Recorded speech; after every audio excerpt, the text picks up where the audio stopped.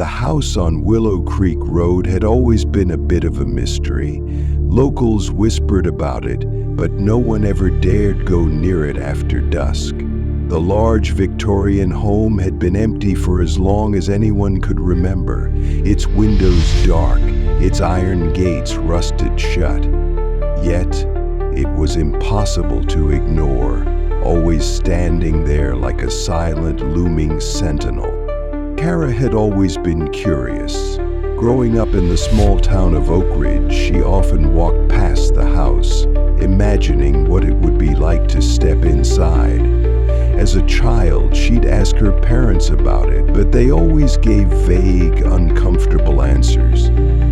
"You don't need to go there, sweetheart," her mother would say. "Some things are better left alone."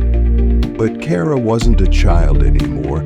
She was 23, an aspiring journalist, and with her career ahead of her, she needed a story that would grab attention. One evening, as the sun began to dip beneath the horizon, Kara stood outside the house once more. There was a chill in the air, and the wind rustled through the dead leaves scattered on the lawn. She pulled out her phone and decided to take a few pictures for reference. Then something unexpected happened. The front door creaked open. Kara froze, her breath caught in her throat.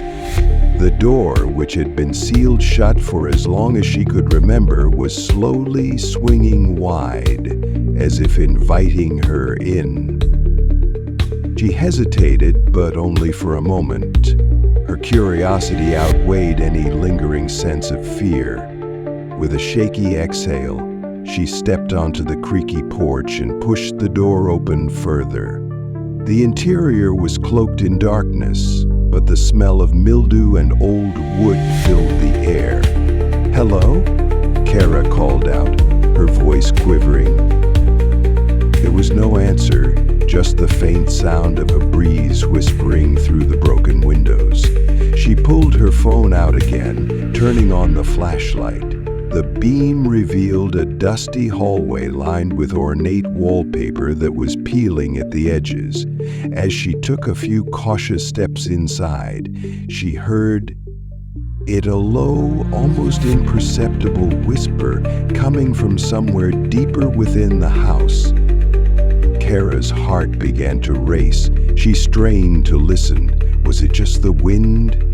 Or was there someone in the house? The whispers continued, rising and falling in a language she couldn't quite understand. It sounded almost like a chant, but it was distant, like it was coming from behind the walls. She was about to turn around and leave when she noticed something out of the corner of her eye.